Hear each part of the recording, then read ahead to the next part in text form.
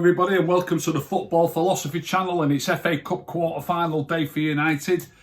United are at the King Power today against Leicester. Obviously, it's quite a tough draw. Leicester doing really well in the Premier League, just a point behind us in third place. It's live on BBC One, the game, by the way, so it's free to air. A 5 o'clock kickoff today on BBC One. Don't know who's travelled yet. As I'm making this show, it hasn't been announced who's actually travelled, but there's been strong rumours that Martial is fit to travel. I'm going to have a little go at what I think the team might be. Not really what I think the team might be, but what I'd like the team to be. But I'm only going to include players who I think have got a serious chance of starting anyway. So I think he's going to keep Henderson in goal. I really do think he'll go with that. He's done well, Henderson. It's the last game now before the international break. I don't see any genuine reason for him taking him out of the sticks. I think Henderson will start in goal today. I think he's learnt his lesson. I've said this a few times. I think he learnt his lesson against Sheffield United, unnecessarily resting people in the back four. So as much as some people might like to think that Telles, and I've looked at a few of the newspapers, 2 or 3 of them are predicting Telles will get a game at left back. They might be right. I could be wrong, but I'll be surprised. I will be surprised if he tinkers with his back four today. Not sure if Bailey's fit. There was rumours he had a knock during the week. But even if Bailey's fit and if Telles will probably be travelling and probably be on the bench. I think the back four will be Wan-Bissaka, Maguire, Lindelof and Shaw. Obviously, they've got Jamie Vardy up front, real pacey player. Quite a lot of people say when we're playing against a pacey player, we need Eric Bailey's pace.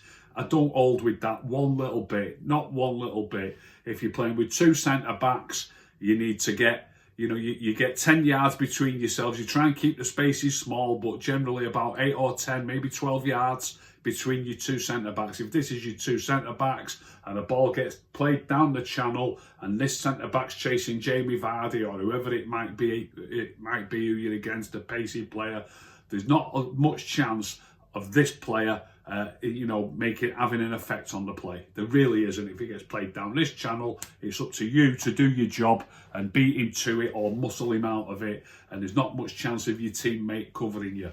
Obviously, there will be the odd situation in games where your pace does help you and your pace does get you out of trouble, but it's handy for all your players to be pacey. It's handy if both of your centre-backs could be quite pacey, but at the same time it's not the be-all and end-all. It really isn't. And all this about us needing to play a quick centre-back, I hear it said that we can play a high line. Load of rubbish. Doesn't matter one little bit. We push forward as a team. The back four pushes up when we've got the team opposite. When we've got the opposition pinned back and you're dominating the play, your back four moves up to the halfway line. It doesn't matter if they've got Linford Christie playing up front for them. You push up to the halfway line and you try to keep the ball in their half. You make yourself available to get passes. You try to dominate the ball and dominate the play, dominate the territory. That's what you do. If a ball does go over the top, you've got to deal with it.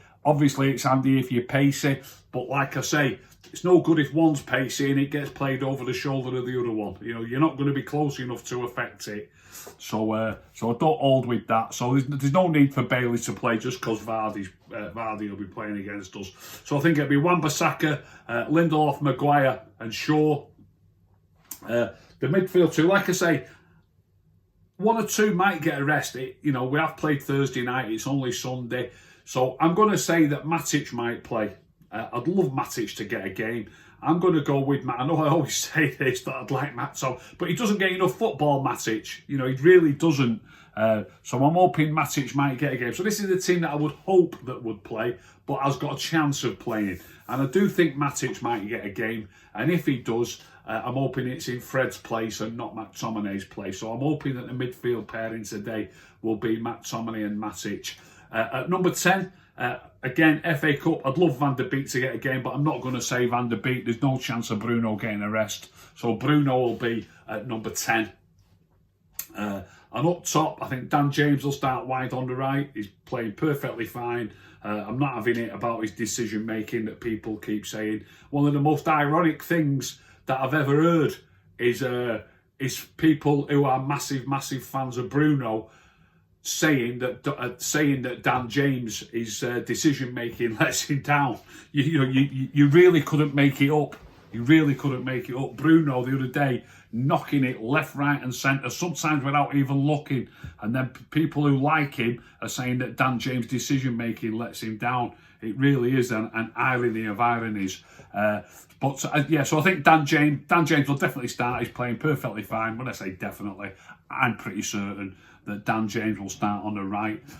Like I say, I'm hoping that Anthony Martial's fit. I hope Martial gets a start. Greenwood's doing fine, but he just isn't quite Anthony Martial. So I'd like Martial to start at number 9. And the other change that I could see happening is, I thought, obviously everybody saw that Pogba made quite a difference when he came on the other day, and I really don't see. Marcus has had ankle problems, shoulder problems. As I've said before, he's not playing very well. Even the staunchest Marcus Rashford fans would agree with that, I'm pretty sure of it. So why not play Pogba for a full game on that side? I've heard it said, apparently, I mean, I'm not quoting Ollie as saying this, but I've heard people say, or I've read that Ollie has said that Pogba's not ready for a full 90 minutes. But that doesn't mean that he can't start. You know, he played 45 minutes the other night. You could start him. You might have to bring him off after 60 minutes or 70 minutes, surely.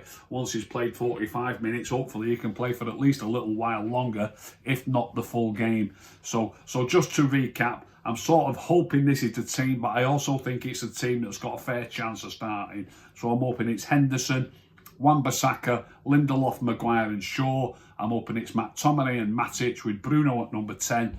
And up top, Dan James, Anthony Martial and Paul Pogba. You might think that sounds weird when I say Paul Pogba up top, but if he's taking Marcus Rashford's place, that's how we normally say it when we say, Greenwood, Martial and Rashford, or James, Martial and Rashford, or Cavani. We always say up top, don't we? So make no mistake, if Paul Pogba plays in Marcus Rashford's place, really, he's playing up top. Although I always say that your two wide men have also got to track back. They like playing in, it's like they're midfield players anyway. So that's what I'm hoping the team is. If it is, I believe it's got a great chance of winning, despite how good. I wouldn't underestimate the opposition, I really wouldn't. You know, they're a good side, Leicester, and it's going to be a tough game. But hopefully we get through. I'm hoping we're leading at half-time. Well, obviously you want to be leading at any stage, but the draw for the semi-final, I think this is unusual. I can't remember seeing this before. Maybe occasionally, but usually it's after all the games. But the draw is at half-time of our game. It's, like I say, it's live on BBC One at 5 o'clock. And the draw for the semi-final is at half-time. So I'd love to be in a situation that we actually know that we've got a great chance of being, if we could be 2-0 up or something, it'd be great when I see that draw. And if I'm honest, I'd like to avoid City. City have beaten us in the League Cup semi-final 2 years running. Surely it's our turn to beat them, and we do beat them in the league pretty regularly. So, I'm not saying they'd knock us out for sure, but it's about time we got a bit of a favourable draw, I would say. Chelsea versus Sheffield United is also on BBC One. That's at 1:30 today. So by the time that draw takes place in the half-time break, during the half-time break of our game, we will know who the other three teams are, which will probably be Chelsea, I would imagine. And obviously City are through. Southampton beat Bournemouth in the South Coast derby yesterday. Southampton won 3-0, so Southampton are in the semi-final. City beat Everton 2-0. I watched that game. I thought Ancelotti did a great job, really set Everton up, really solid, well, sound defensively, great team shape. City are a great side. I'm sure one or two people might say, what you're talking about, they got beat 2-0 and we've managed to beat City. But Everton, the value of Everton's squad compared to our squad, well, I don't know what the difference is, but it'd be astronomical, the difference. And I think Ancelotti did a great job of setting Everton up. And on another day, they had enough corners and they're dangerous from set plays. Another day they might have nicked a goal. And obviously it didn't work for them, and it took City until about 85 minutes. Gundogan is banging goals in for fun. Gundogan got the first goal an header from a rebound off the crossbar, and it finished up 2-0 for City. Kevin De Bruyne got the second goal. So City are through. Like I say, Southampton are through, and I expect Chelsea to be through by the time that draw takes place at half-time during our game. In the Premier League yesterday, I watched Brighton play Newcastle United. Brighton won 3-0, played really well. I've got to say though, I can't believe that. I know they've got injury problems, but Newcastle just don't look a team at all. You've got to fear for Newcastle. Brighton, they always play good football.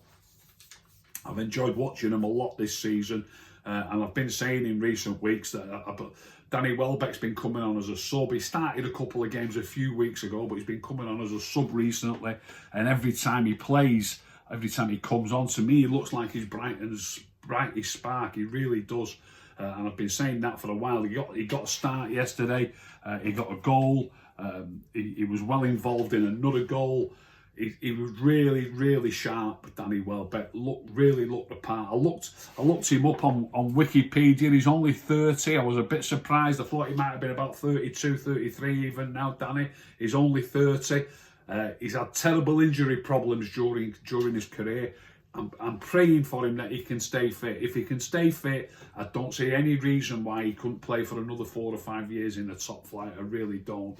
And he looks a proper player. He's I bet Potter at Brighton can't believe his luck that he got Danny Welbeck for nothing at the start of the season. And other managers, if they didn't think of Danny Welbeck, for example, Steve Bruce, I don't know whether Danny Welbeck might have had other offers, but he was a free agent. And people like Steve Bruce, certainly any manager who's in a team who's got a club that's in the bottom third, say, of the Premier League table, even the bottom half. If they didn't think to offer Danny Welbeck a contract at the beginning of the season, they should be ashamed of themselves. That's the way I see it. I'd have been banging his door down to try and get him to sign for me if he was a free agent and I was managing a club like Newcastle, for example. I'd have been banging Danny Welbeck's door down. So good luck to him. I hope it keeps going for him. When I say I hope it keeps going for him, United's next game after this international break is Brighton. So I hope it keeps going for him after that game. Premier League games today as well. At the beginning of the season, if you'd have said to me that with 9 games to go, which I think there is after today's games, I'd have been saying West Ham are playing Arsenal and West Ham need to win to keep up a challenge for the top 4. But Arsenal are not in the challenge for the top 4. I would have thought you was crazy. I would have thought you were raving mad if you'd have said that to me. But that is the situation. Arsenal have got no chance of a top 4 spot. West Ham, a quick look at the table. West Ham are on 48 points. I was comparing them to us until we beat them last week and moved with 9 points ahead of West Ham. They're playing Arsenal today. Obviously, it's a tough fixture. Arsenal are improving all the time. They're playing a little bit better, I think, Arsenal. So I don't really fancy West Ham to win, if I'm honest. If they do manage to pull off a win, it is their game in hand on us today. They'll move to 6 points behind us. I would say they've still got a glimmer of hope if they can win today of actually catching us. They don't have to catch us, of course, to get in the top 4. They're only 3 points behind Chelsea. They've got a game in hand on Chelsea as we speak, which will be gone today. So if they win today, they'll be level with Chelsea. They'd be 5 points behind Leicester. They'd be 6 points behind us. I would say it's just about doable if they win today. That catching us, that is. I mean, if they draw today, they're not out of the top 4 race. But with us being in 2nd and West Ham being in 5th, I'm absolutely confident that we have got our top 4 spot nailed on already. But if West Ham don't win today, I would say they can completely forget about catching us up, and our top 4 place will be set in stone. So that West Ham versus Arsenal is live on Sky Sports Main Event and Sky Sports Premier League today. There's another live game. I think that's a 3 o'clock kickoff. I've not got that written down there. I think it's a 3 o'clock kickoff, that West Ham versus Arsenal. You might have to check that though if you want to watch it. Don't take me word for it. I think it's 3 o'clock. And Villa versus Spurs, also live on Sky. That's at 7:30. 7:30 tonight. We're moving into an international break after today's football. We're already in the quarter-final of the Europa League. Obviously, this is a quarter-final today. Let's hope we're in the semi-final of the FA Cup. In that draw that takes place at half-time today, I'm hoping we get Southampton and I'm hoping City get Chelsea. And hopefully we can get through to a final or two this season instead of 3 semi-finals like was our limit last season. I'd love to get to those 2 finals. International break, I will be coming live once a day. Not live, sorry. I will be recording a show once a day about the international football. And then obviously later on in the international break, looking forward to the Premier League starting again. I hope you've enjoyed that show. If you've enjoyed that show, please tell all your friends. Please subscribe. If you didn't enjoy it, don't tell anybody. Keep stum.